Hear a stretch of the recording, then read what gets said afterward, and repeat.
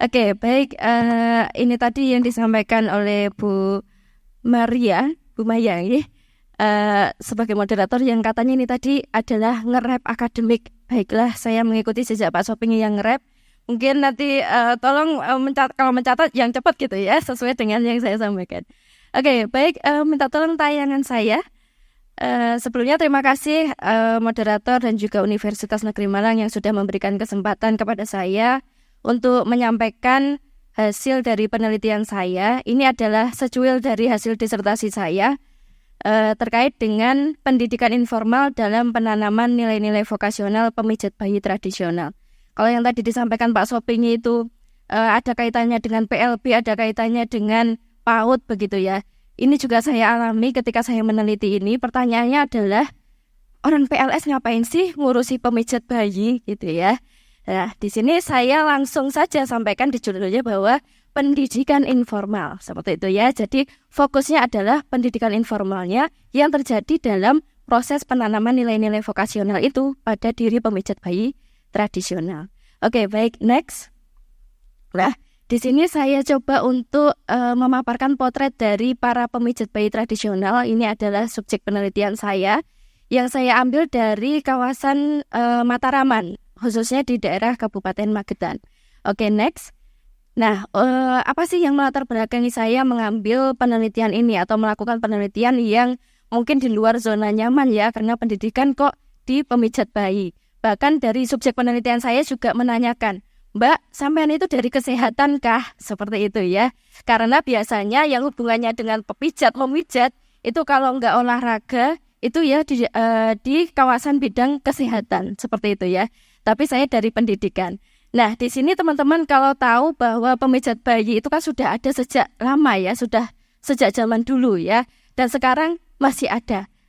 Apa ini yang membuat dia masih bertahan? Dan ternyata adalah ada nilai-nilai vokasional dari pemijat bayi tersebut yang cocok nih untuk dilestarikan. Oke, next ya. Kemudian untuk pemijat bayi tradisional ini nilai-nilainya juga tidak ujuk-ujuk ya, yang katanya hasil dari mitos, katanya hasil dari wangsit gitu biasanya ya, bahwa mereka dapat dari leluhurnya kemudian jadi pemijat bayi. Padahal tidak seperti itu. Bisa di next tayangannya. Nah, hasil dari penelitian saya, next lagi. Ada 3 tahapan seorang pemijat bayi tradisional mendapatkan nilai-nilai vokasional itu. Yaitu yang pertama adalah ngintil, kemudian transformasi, dan juga tirakat. Teman-teman di sini kalau yang dari Jawa pasti sudah tidak asing dengan istilah ngintil ya. Ngintil itu adalah mengikuti seseorang yang dilakukan secara terus-menerus dan dilakukan berulang. Nah, ini kalau misalkan kita melihat anak-anak kecil melakukan itu seperti main-main gitu ya.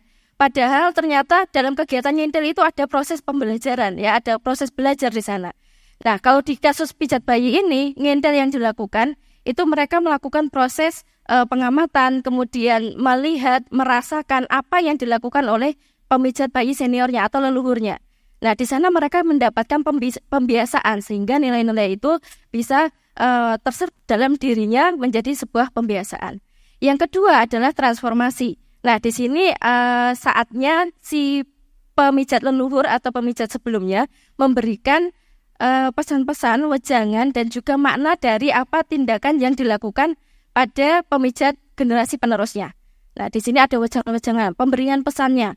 Jadi memperkuat apa yang sudah dibiasakan pada proses ngintil tadi. Kemudian yang ketiga adalah proses tirakat atau tahap tirakat. Nah, di sini adalah penguatan dari 2 tahap sebelumnya.